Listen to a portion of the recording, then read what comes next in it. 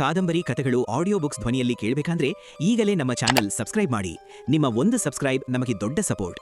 ಈಗಲೇ ಸಬ್ಸ್ಕ್ರೈಬ್ ಮಾಡಿ, ಹೆಚ್ಚಿನ ಆಡಿಯೋ ಬುಕ್ ಪಡೆಯಿರಿ. ಒಳದಾರಿ. ಸುರಂಗದ ಕಗ್ಗತ್ತಲಿಂದ ಹೊರಗಿನ ಬೆಳಕಿಗೆ, ಬೆಳಗಿನ ತಂಗಾಳಿಗೆ ಮೈಯೊಡ್ಡಿ ಹೊಸ ಹುಮ್ಮಸ್ಸು ಚೈತನ್ಯ ಅವರಲ್ಲಿ ಮೂಡಿತ್ತು. ಆದರೂ ಮಾನಸಿಕವಾಗಿ ಅವರಿಗೆ ಸುರಂಗದೊಳಗೆ ಮುಂದುವರಿಯುತ್ತಿರುವ ಭಾವನೆ ಹೋಗಲಿಲ್ಲ. ಏಕೆಂದರೆ ಅವರು ಎದುರಿಸುತ್ತಿದ್ದ ಸಮಸ್ಯೆಗಳಾವುವಕ್ಕೂ ಯಾವ ಪರಿಹಾರವೂ ಹೊಳೆದಿರಲಿಲ್ಲ. ನೂರಾರು ವದಂತಿಗಳಲ್ಲಿ, ಜಾನಪದ ಕಥೆಗಳಲ್ಲಿ ಮಿಳಿತವಾಗಿದ್ದ ಕೆಂಪುಕಲ್ಲಿನ ದಂತಕಥೆ ಕುಂಟರಾಮನ ವೃತ್ತಾಂತದಿಂದ ಸುರಂಗದಿಂದ ಹೊರಬರುವ ವೇಳೆಗೆ ಅವರಿಗೆ ವಾಸ್ತವ ಎಂದು ಅನುಮಾನಕ್ಕೆಡೆ ಇಲ್ಲದಂತೆ ಅರಿವಾಗಿತ್ತು.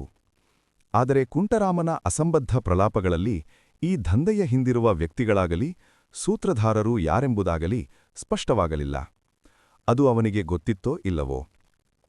ಅಥವಾ ಇದೊಂದು ತಂತಾನೇ ನಡೆದುಕೊಂಡು ಹೋಗುವ ವ್ಯವಸ್ಥೆಯಾಗಿದ್ದು ಜೂಜಿನ ಚಪಲಡ ಖದೀಮರೆಲ್ಲ ಬೇಕೆಂದಾಗ ಬಂದು ಸೇರಿ ಲಾಭ ಮಾಡಿಯೋ ಪ್ರಾಣ ತೆತ್ತೋ ನಿರ್ಗಮಿಸುತ್ತಿದ್ದರೂ ಇರಬಹುದು. ಈಗ ಅದರ ರಹಸ್ಯ ಅನ್ಯರಿಗೆ ಅರಿಯದಂತೆ ಸರ್ಪಕಾವಲಿನಲ್ಲಿ ಕಾಯುತ್ತಿರುವ ಖದೀಮರಿಂದ ತಪ್ಪಿಸಿಕೊಳ್ಳುವುದು ಹೇಗೆ? ತಮಗೆ ಈ ವ್ಯವಹಾರದ ಗೊಡವೆಯೇ ಬೇಡದಿದ್ದರೂ ತಾನಾಗಿಯೇ ತಿಳಿದ ಇದನ್ನು ಮರೆಯುವುದು ಹೇಗೆ? ಮರೆತರೂ ಅದನ್ನು ಮರೆತಿದ್ದಾರೆಂದು ತಮ್ಮನ್ನು ಬೆನ್ನಟ್ಟಿರುವವರಿಗೆ ತಿಳಿಯುವುದು ಹೇಗೆ?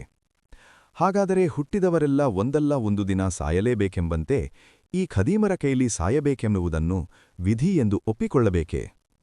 ಇದೊಂದು ಚಿತ್ತಸ್ಥೈರ್ಯವನ್ನು ಅಲ್ಲಾಡಿಸುವಂಥ ಸನ್ನಿವೇಶವಾದರೂ ತಮ್ಮ ಜೀವನದಲ್ಲಿ ಅನೇಕಾನೇಕ ಬಿಕ್ಕಟ್ಟುಗಳನ್ನು, ಪ್ರತಿರೋಧಗಳನ್ನು ಎದುರಿಸಿ ಪಳಗಿಹೋಗಿದ್ದ ಗೌರಿ, ಸುರೇಶರು ಸೋಲೊಪ್ಪಿಕೊಂಡು ಶರಣಾಗುವ ವ್ಯಕ್ತಿತ್ವದವರಂತೂ ಆಗಿರಲಿಲ್ಲ. ಜೊತೆಗೆ ಅವರ ಕೈಲಿದ್ದ ಕಡತ ಬೇರೆ, ಅವರಿಗೆ ಅನೇಕ ಸಾಹಸಗಳನ್ನು, ಹೊಸ ಹುಚ್ಚಾಟಗಳ ಅಗಣಿತ ಸಾಧ್ಯತೆಗಳನ್ನು ಪ್ರಚೋದಿಸಿ ದಿಗಿಲಿಗಿಂತ ಹೆಚ್ಚಾಗಿ ಹುಮ್ಮಸ್ಸನ್ನೇ ಕೆರಳಿಸಿತು. ಮೊದಲೇನೋ ಗೌರಿ ತಮ್ಮ ತಂದೆ ವಿಠಲ್ರಾಯ್ಗಳಿಗೆ ಹೇಳಿ ಸಲಹೆ ಸಹಾಯ ಪಡೆಯೋಣ ಎಂದರೂ ಕುಂಟರಾಮ ತಮ್ಮ ಮಾತನ್ನು ಯಾರೂ ನಂಬದ ಶಾಪಕ್ಕೆ ಸಿಕ್ಕಿಕೊಳ್ಳುತ್ತೇವೆಂದು ಹೇಳಿದ್ದು ನೆನಪಿಗೆ ಬಂದು ಅಕ್ಷರಶಃ ಅದು ನಿಜ ಎನ್ನಿಸಿ ಯಾರಿಗೂ ಹೇಳಕೂಡದೆಂದು ಅವಳು ತೀರ್ಮಾನಿಸಿದಳು. ತಮ್ಮನ್ನು ಬೆನ್ನಟ್ಟಿರುವವರ ವಿರುದ್ಧ ಯಾರ ಸಹಾಯ ತೆಗೆದುಕೊಳ್ಳಬೇಕೆಂದಾದರೂ ತಮ್ಮ ಗುಟ್ಟು ಬಿಟ್ಟುಕೊಡಬೇಕಾಗುತ್ತದೆ. ಆದ್ದರಿಂದ ಯಾರಿಗೂ ಹೇಳದೆ, ಯಾರ ಸಹಾಯವನ್ನು ಯಾಚಿಸದೆ ಪರಿಸ್ಥಿತಿಯನ್ನು ಎದುರಿಸಬೇಕೆಂದು ಇಬ್ಬರೂ ನಡೆಯುತ್ತಾ ಮಾತಾಡಿಕೊಂಡು ತೀರ್ಮಾನಿಸಿದರು. ಅವರಿಬ್ಬರಿಗೂ ಎಲ್ಲರಂತೆಯೇ ಭಯ, ಕಾತರ, ಸಂಶಯ, ಉದ್ವಿಗ್ನತೆ ಎಲ್ಲ ಇದ್ದರೂ ಸಾವಿನ ನೆರಳಿನಲ್ಲಿ ಸಾಹಸವೆಸಗುವ ಒಂದು ವಿಚಿತ್ರ ಮಾದಕ ಅಮಲು ಸೂಕ್ಷ್ಮವಾಗಿ ಒಳಗೆ ಕುಳಿತಿಕ್ಕು. ಗೌರಿ ಕುಂಟರಾಮನ ನಿಸ್ಸಹಾಯಕ ಸ್ಥಿತಿಯ ಬಗ್ಗೆ ಮತ್ತು ಅವನು ಬಿಲದೊಳಗಿನ ಇಲಿಯಂತೆ ಕಾಲ ಹಾಕುತ್ತಿರುವುದರ ಬಗ್ಗೆ ಅನುತಾಪ ಸೂಚಿಸಿದ್ದಕ್ಕೆ ಸುರೇಶ, ಅವನಾದರೂ ಈ ತೊಂದರೆಗೆ ಗೊತ್ತಿದ್ದೇ ಹೋಗಿ ಸಿಕ್ಕಿಕೊಂಡವನು ಗೌರಿ. ಆದರೆ ನಮ್ಮ ಪರಿಸ್ಥಿತಿ ಹಾಗಲ್ಲ. ನಾವು ಯಾವುದನ್ನೂ ಬಯಸದೆ ಆಕಸ್ಮಿಕವಾಗಿ ಇದರೊಳಗೆ ಸಿಕ್ಕಿಬಿದ್ದಿದ್ದೇವೆ. ಇದೊಂದು ಹೊರದಾರಿಗಳಿಲ್ಲದ ಸುರಂಗ ಎಂದು ನಮಗೇನು ಗೊತ್ತಿತ್ತು ಹೇಳು ಎಂದು ಕೇಳಿದ. ಗೌರಿ ಯೋಚಿಸಿದಳು. ಈ ದಂಧೆಯ ಕರಾಳ ಮುಖಗಳು ಅವರಿಗೆ ಗೊತ್ತಿರಲಿಲ್ಲ ಎನ್ನುವುದು ನಿಜ. ಆದರೆ ಗೊತ್ತಿದ್ದರೆ ಅವರು ಇದರಿಂದ ದೂರ ಇರುತ್ತಿದ್ದರಾ? ಈ ಪ್ರಶ್ನೆಗೆ ಉತ್ತರ ಮಾತ್ರ ಅವಳಿಗೆ ಯೋಚಿಸುವುದು ಕಷ್ಟವಾಯಿತು. ಅಲ್ಲರಿ, ನಮಗೆ ಗೊತ್ತಿರಲಿಲ್ಲ ಅನ್ನುವುದು ನಿಜ. ಆದರೆ ಗೊತ್ತಿದ್ದರೆ ನಾವು ಬೇರೆ ರೀತಿ ವರ್ತಿಸುತ್ತಿದ್ದೇವಾ? ಸ್ವಲ್ಪ ಸರಿಯಾಗಿ ಯೋಚಿಸಿ.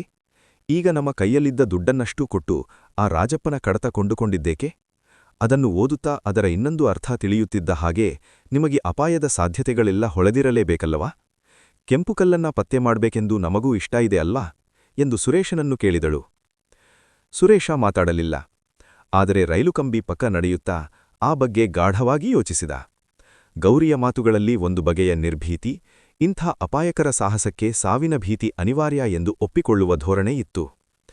ಜುಗಾರಿ ಕ್ರಾಸಿನ ಸಾವು, ಬದುಕಿನ ಜೂಜಾಟದ ಪ್ರಚಂಡ ಗುರುತ್ವಾಕರ್ಷಣೆಯಲ್ಲಿ ತಪ್ಪಿಸಿಕೊಳ್ಳಲಾಗದಂತೆ ತಾವೂ ಸಿಕ್ಕಿಕೊಳ್ಳುತ್ತಿರುವುದು ಅವನಿಗೆ ಗೌರಿಯ ಪ್ರಶ್ನೆಗಳ ಬಗ್ಗೆ ಯೋಚಿಸಿದಂತೆ ಚೆನ್ನಾಗಿ ಅರ್ಥವಾಯಿತು. ಆದರೆ ಈಗ ಮಾಡುವುಡೇನು? ಅದೆಲ್ಲ ಏನಾದರೂ ಇರಲಿ, ಈಗ ಮಾಡುವುಡೇನು ಅದನ್ನು ಯೋಚಿಸು. ಅಲ್ಲಿ ಎಷ್ಟು ಕೋಟಿ ರೂಪಾಯಿಯ ಮಾಣಿಕ್ಯಗಳು ಬೇಕಾದರೂ ಬಿದ್ದಿರಲಿ, 7 ಹೆಡೆ ಸರ್ಪಗಳು ನಿಧಿ ಕಾಯುವ ಹಾಗೆ ಈ ಕೊಲೆಗಡುಕರ ಗ್ಯಾಂಗ್ಗಳು ಕಾದುಕೊಂಡಿದ್ದಾವಲ್ಲ ಎಂದು ಸುರೇಶ ಗೌರಿಗೆ ಹೇಳಿದ. ಅವನ ಮಾತಿನಲ್ಲಿ ಕೆಂಪು ಕಲ್ಲುಗಳ ಬಗ್ಗೆಯೋ ಅಥವಾ ಅದರಿಂದ ಸಿಗಬಹುದಾದ ಕೋಟ್ಯಾಂತರ ರೂಪಾಯಿಗಳ ಬಗ್ಗೆಯೋ ಗೌರಿಗೆ ಆಸೆಯಿದೆ ಎನ್ನುವ ಛಾಯಾವೂ ಇತ್ತು. ಕೋಟಿ ರೂಪಾಯಿ ಯಾರಿಗೆ ಬೇಕಾಳಿದೆ? ಅಷ್ಟೊಂದು ದುಡ್ಡು ಕಟ್ಟಿಕೊಂಡು ನಾವೇನು ಮಾಡ್ತೇವೆ ಹೇಳಿ? ಇಲ್ಲಿವರೆಗೂ ಸಿಕ್ಕಿದ ದುಡ್ಡಿಗೆಲ್ಲ ನಾವು ಕೊಂಡುಕೊಂಡಿರೋದು ಗಂಡಾಂತರಗಳನ್ನೇ ಅಲ್ವಾ? ಕೆಂಪುಕಲ್ಲು ಸಿಕ್ಕು ನಾವು ದುಡ್ಡು ಮಾಡಿದರೂ ಅದರಿಂದ ನಮಗೆ ನೆಮ್ಮದಿ ಸಿಗುತ್ತೆ ಅಂತ ನಾನಂತೂ ತಿಳಿದಿಲ್ಲ. ನೀವು ನನಗೆ ದುಡ್ಡಿನ ಆಸೆಯೋ ಅಥವಾ ಕೆಂಪು ವಜ್ರಗಳ ಆಸೆಯೋ ಇರುವುದರಿಂದ ಹೀಗೆ ಮಾತಾಡುತ್ತಿದ್ದೇನೆ ಅಂತ ಖಂಡಿತ ತಿಳಿಬೇಡಿ. ಇಷ್ಟು ದಿನದ ನಮ್ಮ ಹಣೆಬರಹ ನೋಡಿದರೆ ಈ ತರಹದ ಹಗರಣಗಳಲ್ಲೇ ಬದುಕೋದು ನಮ್ಮ ರಕ್ತಕ್ಕೆ ಇಳಿದಿರೋ ಹಾಗೆ ಕಾಣದೆ.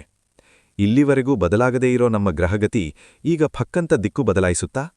ಇಷ್ಟೆಲ್ಲ ಅನುಭವಿಸಿ ಈಗ ನಮ್ಮ ಪಾಡಿಗೆ ನಾವು ಎಲ್ಲೋ ನೆಮ್ಮದಿಯಾಗಿ ಇದ್ದು ಬಿಡೋಣ ಅಂತ ತಲೆ ತಪ್ಪಿಸಿಕೊಂಡು ಹೋಗೋದಕ್ಕಾಗುತ್ತಾ? ಎಲ್ಲಿಗೆ ಹೋಗ್ತೀರಿ? ಎಷ್ಟು ದಿನ ಓಡ್ತೀರಿ ಹೇಳಿ ಎಂದು ಗೌರಿ ಕೊಂಚ ಪ್ರತಿಭಟನೆಯ ದನಿಯಲ್ಲೇ ಮಾತನಾಡಿದಳು.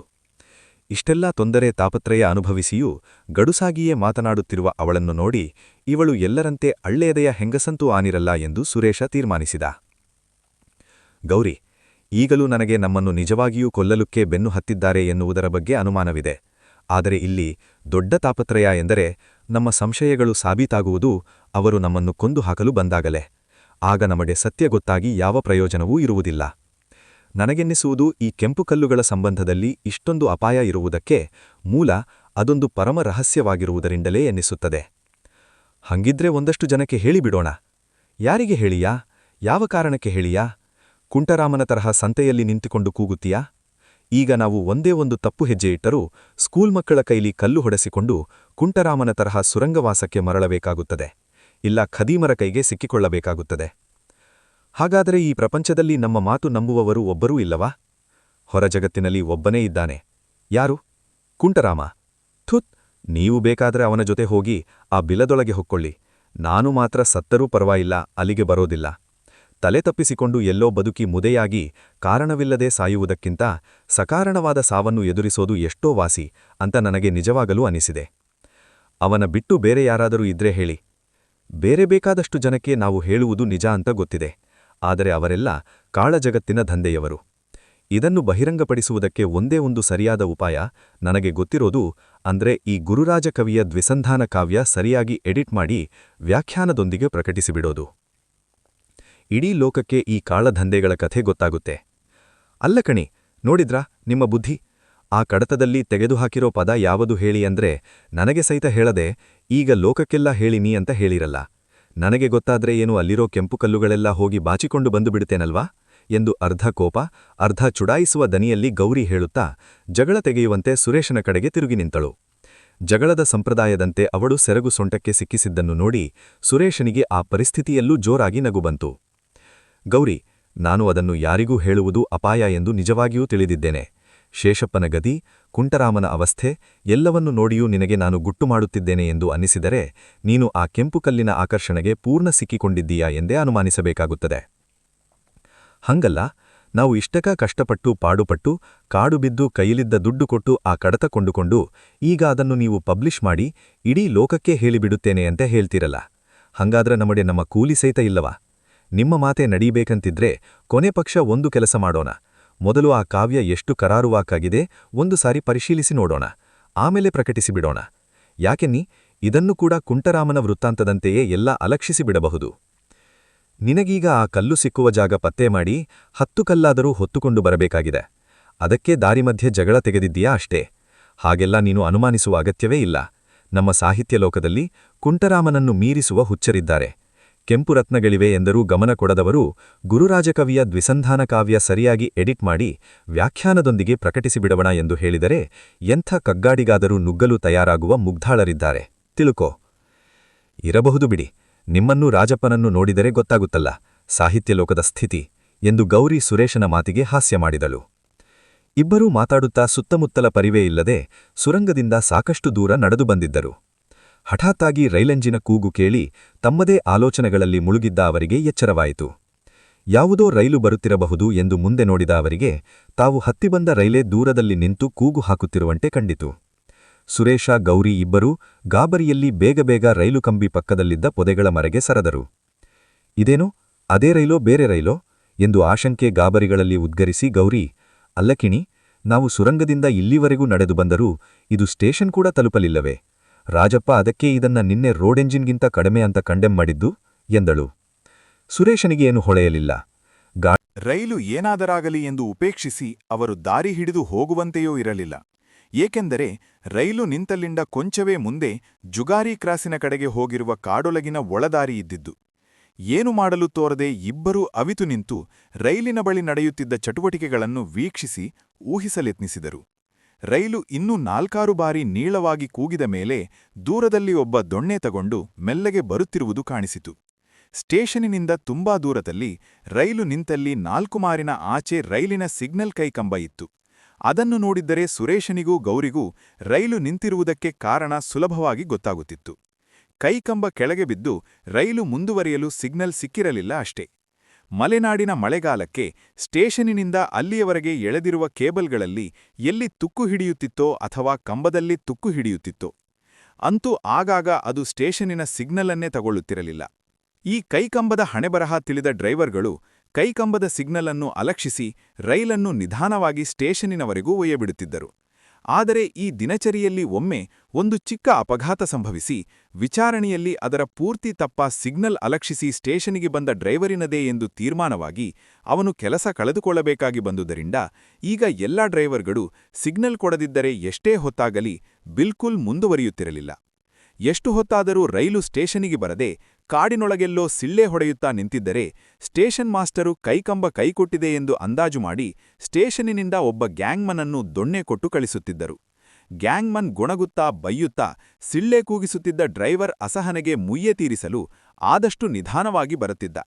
ಬಂದು ದೊಣ್ಣೆಯಿಂದ ಕಂಬಕ್ಕೆ 4 ಬಾರಿ ಹೊಡೆದು ಕೈಕಂಬದ ಕೈ ಕೆಳಗಿಳಿಯುವಂತೆ ಮಾಡುತ್ತಿದ್ದ. ಕೆಲವು ವೇಳೆ ಕಂಬ ಹತ್ತಿ ಕಂಬದ ಕೈಯನ್ನು ಅಕ್ಷರಶಃ ಕೆಳಗೆಳೆದು ಇಳಿಸಬೇಕಾಗುತ್ತಿತ್ತು. ಮರೆಯಲ್ಲಿ ನಿಂತು ನೋಡುತ್ತಿದ್ದ ಇಬ್ಬರಿಗೂ ಡ್ರೈವರು ಗ್ಯಾಂಗ್ಮನ್ನು ಬಿಸಿ ಬಿಸಿ ಮಾತಾಡಿದ್ದು, ಅನಂತರ ಕಂಬ ಹತ್ತಿ ಗ್ಯಾಂಗ್ಮನ್ ಕೈಯನ್ನು ಕೆಳಗೆಳೆದು ರೈಲನ್ನು ಮುಂದೆ ಹೋಗಲು ಅನುವು ಮಾಡಿದ್ದೂ ಕಾಣಿಸಿತು. ರೈಲು ಹೊರಟ ಕೂಡಲೇ ಇಬ್ಬರೂ ಸಮಾಧಾನದ ನಿಟ್ಟುಸಿರು ಬಿಡುತ್ತಾ ಮುಂದುವರಿದರು. ಕೈಕಂಬದ ಬಲಕ್ಕೆ ಜುಗಾರಿ ಕ್ರಾಸಿನ ಒಳದಾರಿ ನೇರವಾಗಿ ಕಾಡೊಳಗೆ ಕಣಿವೆ ಇಳಿಜಾರಿನಲ್ಲಿ 3 ಮೈಲಿ ಇಳಿದಿಳಿದು ಹೋಗುತ್ತದೆ. ಆ ಕಣಿವೆಯ ತಳದಲ್ಲೇ ದೋಣಿ ಹೊಳೆ ಕಲ್ಲುಗಳ ನಡುವೆ ಕುದಿಯುತ್ತಾ ಹರಿಯುವುದು. ಅದರ ಭೋರ್ಗರೆತ ಕಿವಿಗೊಟ್ಟು ಆಲಿಸಿದರೆ ರೈಲ್ವೆ ಲೈನಿನವರೆಗೂ ಸಹ ಕೇಳಿಸುತ್ತಿತ್ತು. ಹೊಳೆಯ ಆಚೆ ದಂಡೆಯಿಂದ ನೇರವಾಗಿ ಜುಗಾರಿ ಕ್ರಾಸ್ 3 ಮೈಲಿಗಳಾದರೂ ಅಬ್ಬರಿಸುವ ಹೆಬ್ಬುಲಿಯಂತೆ ಹರಿಯುವ ಅದನ್ನು ದಾಟಲು ಎಲ್ಲೂ ಸಾಧ್ಯವಿರಲಿಲ್ಲ. ಹೊಳೆ ದಂಡೆಯಲ್ಲೇ 2 ಮೈಲು ನಡೆದು ಹೋಗಿ ಅಂಬಳದಿಂದ ಜುಗಾರಿ ಕ್ರಾಸಿಗೆ ಹೋಗುತ್ತಿದ್ದ ಸರ್ಕಾರಿ ರಸ್ತೆ ಸೇರಿ ಸೇತುವೆ ದಾಟಿಯೇ ಆಚೆ ದಡಕ್ಕೆ ಹೋಗಬೇಕಿತ್ತು.